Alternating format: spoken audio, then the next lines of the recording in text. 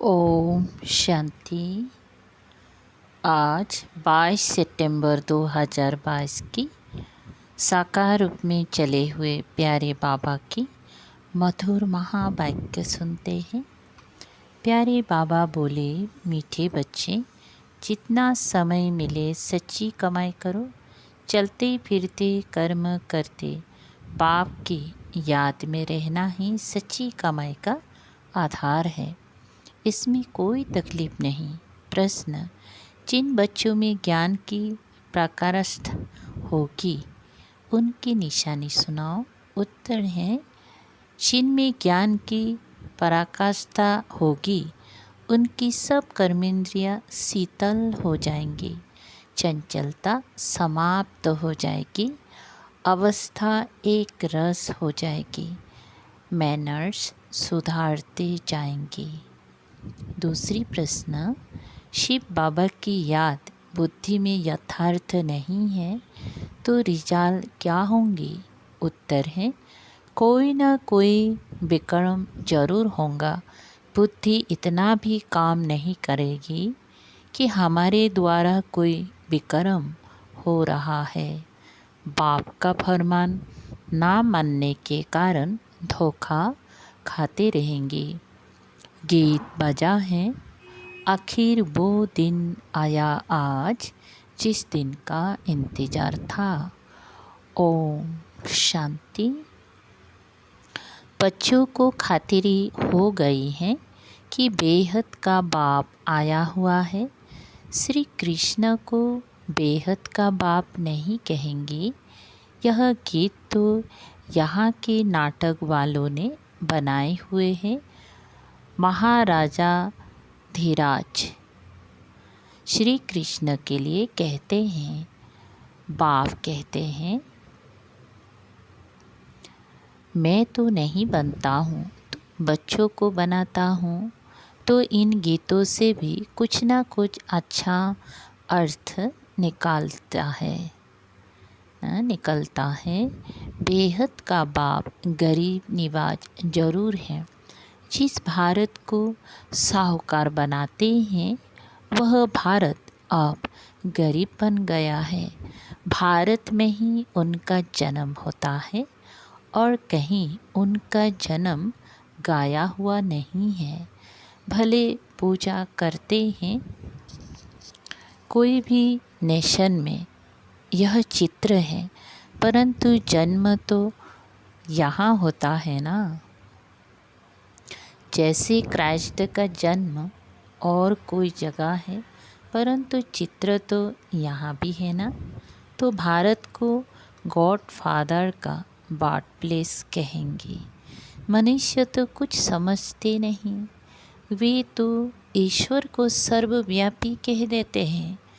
आगे तुमको भी पता नहीं था, अभी जानते हो कि भारत पतित पावन परम पिता परमात्मा का बर्थ प्लेस है। मनुष्य तो समझते हैं कि परमात्मा तो जन्म मरण से न्यारा है।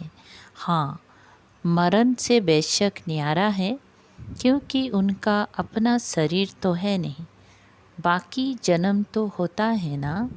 बाप कहते हैं, मैं आया हूँ, मेरा दिव्य जन्म है। और मनुष्य तो गर्भ में प्रवेश कर फिर छोटे से बड़े बनते हैं। मैं ऐसा नहीं बनता हूँ। हाँ, कृष्ण माँ के गर्भ में जाते हैं, छोटे से बड़ा बनते हैं। हर एक आत्मा अपनी माँ के गर्भ में प्रवेश कर जन्म लेती है। ये मनुष्य मात्र की बात है। मनुष्य ही कंगाल, मनुष्य ही सिरताज बनते हैं। भारत सतयुग आदि में डबल सिरताज था। पवित्रता की निशानी रहती है। पवित्रता का ताज और रतन जड़ित ताज था ना। पवित्रता गुम हो जाने के बाद सिर्फ एक ताज रहता है। विश्व का मालिक थे, फिर पुनर्जन्म लेते लेते एक ताज गुम हो गया, फिर सिंगल ताज वाले बने। ये ज्ञान की बातें हैं। पूज्य से पुजारी बनने के कारण एक ताज गुम हो जाता है। राजाई पतित होते आए हैं और जो पावन राजाई सूर्यवंशी चंद्रवंशी पास्ट हो गए हैं, उनके चित्र की पूजा करते आए हैं। जो पवित्र पूज्य थे वही फिर पुजारी बने हैं। उनको ही 84 जन्म भोगने पड़ते हैं।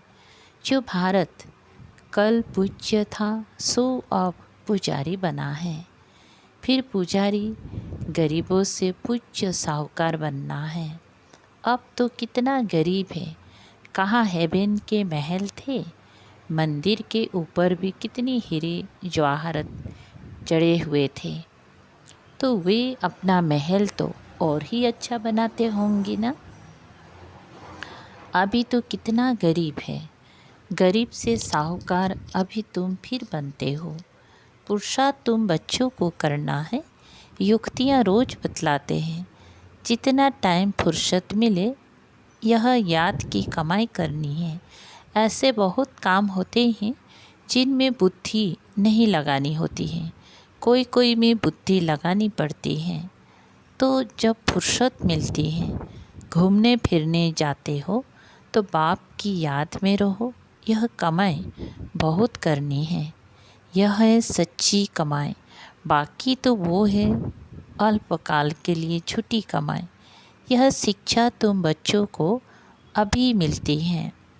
तुम जानते हो कि हमको बेहद के बाप से बेहद का बरसा लेना है। इसमें कोई भी तकलीफ नहीं है। घर बार भी नहीं छुड़ाते। सिर्फ कहते हैं बच्चे बेकार में नहीं जाना। इस पर ही अक्सर करके झगड़ा चलता है। और सत्संगों में ऐसे झगड़े थोड़े ही होते हैं। वहाँ तो जो सुनाया वह सत सत कहकर चले जाते हैं। झगड़ा यहाँ होता है। इस रुद्र ज्ञान यज्ञ में असुरों के विघ्न जरूर पड़ेंगे। अबलाओं पर अत्याचार होते हैं। जैसे द्रौपदी को भी दिखाते हैं।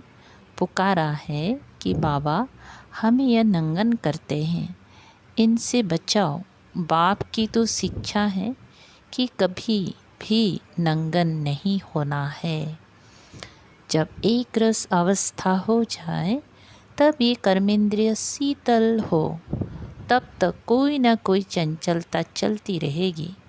जब तक ज्ञान की पराकाष्ठा हो बुद्धि में, ये ख्याल रहे कि हमको कंपेनियन हो रहना है। विलायत में बहुत बूढ़े वानप्रस्थी होती हैं, बहुत बूढ़े वानप्रस्थी होते हैं। समझते हैं पिछाड़ी में कौन मालिक बनेंगे, बाल बच्चे तो है नहीं, इसीलिए पिछाड़ी में कंपेनियन बना लेते हैं। फिर भी कुछ उनको देकर चले जाते हैं। तुम लोग तो अखबारें पढ़ते नहीं हो। अखबारों में समाचार बहुत आते हैं। तुम बच्चों को कोई वो पढ़ना नहीं है। बाप तो कहते हैं कि कुछ भी नहीं पढ़े हो तो अच्छा है, जो कुछ भी पढ़े हो वो भूल जाओ। हमको बाप ऐसा पढ़ाते हैं जो हम सच्ची कमाई कर विश्व के मालिक बन जाते हैं। बाप कहते hear no evil, see no evil. ये तुम्हारे लिए है। अभी तुम बच्चे मंदिर लायक बन रहे हो। तुमको ज्ञान सागर बाप मिला है तो उनका ही सुनना पड़े। दूसरे की तुमको क्या सुनने की दरकार है। मनुष्य टीचर के पास, गुरु के पास जाते हैं तो गुरु कभी ऐसे कहते हैं क्या कि काम विकार में नहीं जाओ। वे तो पावन बनने की शिक्षा देते नहीं। कोई को बैराग आता है तो वो घर बार छोड़ भाग जाते हैं। बाप जो शिवाचार्य हैं वो ज्ञान का कलश तुम माताओं के सिर पर रखते हैं। बाकी इस पतित दुनिया में लक्ष्मी कहाँ से आई। लक्ष्मी नारायण तो सतयुग में होते हैं। अभी शिव बाबा इन द्वारा बैठ समझाते हैं। शिवाचार्य बाज ब्रह्मा मुख से तुम बरूबर स्वर्ग के द्वार खुलते हो तो जरूर तुम ही मालिक बनेंगे। स्वर्ग का द्वार खुलते हो गया। स्वर्गवासी बनने का पुरुषार्थ करते हो। तुम्हारा पुरुषार्थ ही है नरकवासी मनुष्यों को स्वर्गवासी बनाना। बाप भी ये सेवा करते हैं ना, पतित से पावन बनाना। तुम्हारा भी यही धंधा है जो बाप का धंधा है। आत्माओं को स्वर्गवासी बनाओ। स्वर्ग की चाहना तो सब रखते हैं ना। कोई मरता है तो कहते हैं फलाना स्वर्ग पधारा। उनसे पूछना चाहिए कि जब वो स्वर्ग में गया तो फिर नरक में बुलाकर ब्राह्मण आदि क्यों खिलाते हो। फिर तो यह अज्ञान अंधियारा हुआ। तुम यहाँ से सूक्ष्म बतन में ले जाकर खिलाते हो क्योंकि तुम जानते हो ये पवित्र भोजन है। वो जो मर जाते हैं उनको पवित्र भोजन थोड़े ही मिलता होगा। लिखते हैं बाबा फलाना का भोग लगाओ तो उनको पवित्र भोजन मिले। गाया हुआ है देवताएं भी ब्रह्मा भोजन को पसंद करते हैं। बरोबर तुम्हारी महफिल सूक्ष्म बतन में लगती है। ऐसे नहीं कि ध्यान कोई अच्छा है, नहीं, योग को ध्यान नहीं कहा जाता है और ध्यान को योग नहीं कहा जाता। बाप कहते हैं मेरे साथ बुद्धि योग लगाओ तो विक्रम विनाश होंगे। बैकुंठ में जाकर रास विलास करते हैं भी कोई कमाई नहीं है। मुरली तो सुन नहीं सकते। ये भोग आदि तो एक रस्म रिवाज है। ड्रामा अनुसार मनुष्यों की रस्म रिवाज और संगम युगी ब्राह्मणों की रस्म रिवाज में रात दिन का फर्क है। यहाँ से जाकर सूक्ष्म बतन में खिलाते हैं। इन बातों को जब तक नए समझे नहीं तब तक संशय उठता है। हम कहेंगे ड्रामा अनुसार इसकी तकदीर में नहीं है तो संशय पड़ा और चला गया। फिक्र की बात नहीं, इनकी तकदीर में नहीं था। पहली बात भूल जाते हैं कि हमको बाप से बरसा लेना है। कोई बात में संशय बुद्धि बन पड़ते हैं। अरे हमारा काम है बरसे से, हम पढ़ाए फिर क्यों छोड़े। मुरली तो सुनना है ना। निराकार बाप तुमको डायरेक्शन कैसे सुनाएंगे। उनको मुख जरूर चाहिए। ब्रह्मा मुख से अथवा ब्रह्मा कुमार कुमारियों से सुनना है। कोई बाहर में दूर चले जाते हैं, मुरली भी नहीं मिल सकती है तो बाप कहते हैं कोई हर्जा नहीं, तुम याद में रहो और सुदर्शन चक्र फिराते रहो। ये बाप की श्रीमत मिली हुई है। कहाँ भी हो, तुम लड़ाई के मैदान में हो, बाप मिलिट्री वालों को भी समझाते हैं कि तुमको वो सर्विस तो करनी है। ये तो तुम्हारा धंधा है, शहर की संभाल करना है।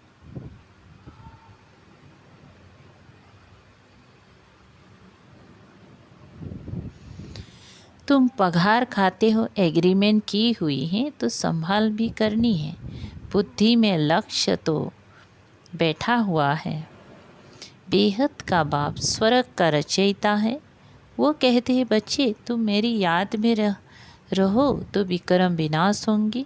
शिव बाबा की याद में रह कर खाओ तो कोई ऐसी चीज़ होगी वो पवित्र हो जाएगी। जितना हो सके परहेज भी रखनी है। लाचारी हालत में बाबा को याद करके खाओ, इसमें ही मेहनत है। ज्ञान को युद्ध नहीं कहा जाता,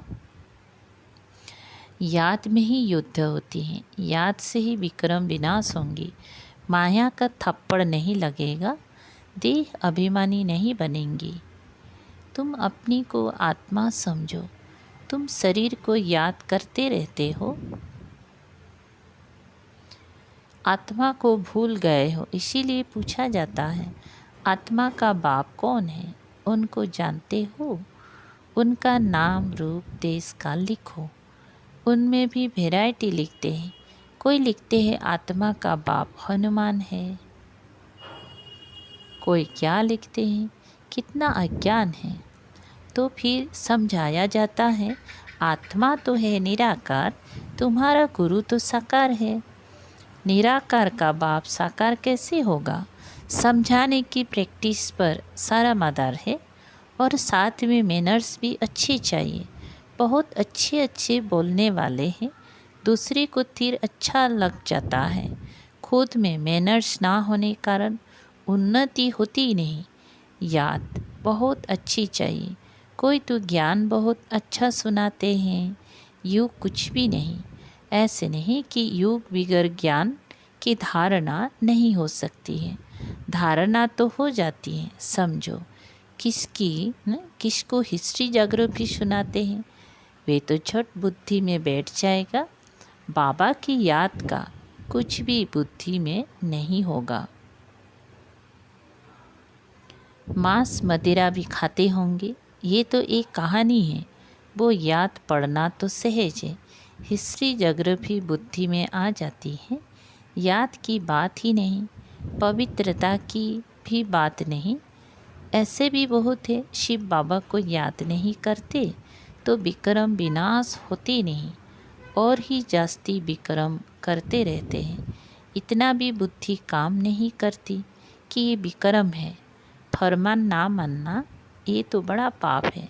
शिव बाबा का फरमान है ना, ये करो। उनका फरमान नहीं मानेंगे तो बड़ा धोखा खाएंगे। बाकी हिस्ट्री ज्योग्राफी सुनाना तो बड़ा सहज है। बाबा ने समझाया है, तुम स्कूलों में भी जाकर समझा सकते हो। ये तुम हद की हिस्ट्री ज्योग्राफी पढ़ते हो, बेहद की तो तुम पढ़ते नहीं हो।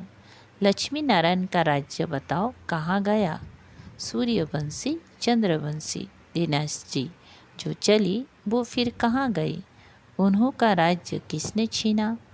किसने चढ़ाई की? तुम बच्चे ही जानते हो कि ये चक्र कैसे फिरता है। ये किसी को भी समझाओ तो 7 रोज में बुद्धि में आ जाएगा।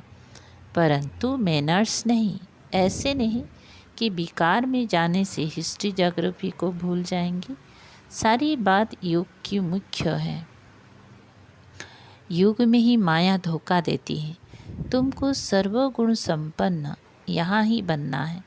कोई प्रतिज्ञा करके भी फिर ठहर नहीं सकते हैं। माया बड़ी प्रबल है ना। बाप को पूरा याद नहीं करते हैं तो विक्रम विनाश नहीं होते हैं, और ही डबल विक्रम करते रहते हैं। उनको पता भी नहीं पड़ता है और कहने से भी समझ नहीं सकते। तुम बच्चे जानते हो कि बाप गरीब निवाज रहम दिल है। हम बच्चों को खास और सबको आम समझाते रहते हैं। इन पार्टिकुलर तो खास हम सुखधाम में जाते हैं, इन जनरल आम मुक्ति धाम में जाते हैं। सतयुग में बरोबर इन लक्ष्मी नारायण का ही राज्य था। फिर चंद्रवंशी, उनके बाद इस्लामी बौद्धि आदि आए हैं, तो वो आदि सनातन धर्म गुम हो गया है। बड़ का झाड़ कलकत्ते में जाकर देखो, फाउंडेशन है नहीं, सारा झाड़ खड़ा है। ये भी ऐसे हैं। अब फिर से स्थापना हो रही है। अच्छा, मीठे मीठे सिकल्धे बच्चों प्रति माता पिता बाप दादा का याद प्यार और गुड मॉर्निंग। रूहानी बाप की रूहानी बच्चों को नमस्ते। हम रूहानी बच्चों की रूहानी बाप दादा को याद प्यार गुड मॉर्निंग और नमस्ते नमस्ते। शुक्रिया बाबा, थैंक यू बाबा। धारणा के लिए मुख्य सार नंबर पहला, किसी भी बात में संशय उठाकर पढ़ाई नहीं छोड़नी है। बाप और वर्षी को याद करना है तो एक बाप से ही सुनना है। बाकी जो पढ़ा है वो सब भूल जाना है। Hear no evil, see no evil, talk no evil. वरदान, बाप की छत्र छाया के नीचे रहे, माया की छाया से बचने वाले सदा खुश और बेफिक्र भव। बाप की छत्र छाया के नीचे रहे, माया की छाया से बचने वाले सदा खुश और बेफिक्र भव। विस्तार, माया की छाया से बचने का साधन है बाप की छत्र छाया। छत्र छाया में रहना अर्थात खुश रहना। सब फिकर बाप को दे दिया। जिनकी खुशी गुम होती है, कमज़ोर हो जाते हैं, उन पर माया की छाया का प्रभाव पड़ ही जाता है, क्योंकि कमजोरी माया का आह्वान करती है। अगर सपनों में भी माया की छाया पड़ गई तो परेशान होते रहेंगी, युद्ध करनी पड़ेगी। इसलिए सदा बाप की छत्र छाया में रहो। याद ही छत्र छाया है। स्लोगन: जिनका मुरली से प्यार है वही मास्टर मुरलीधर है। अच्छा, ओम शांति।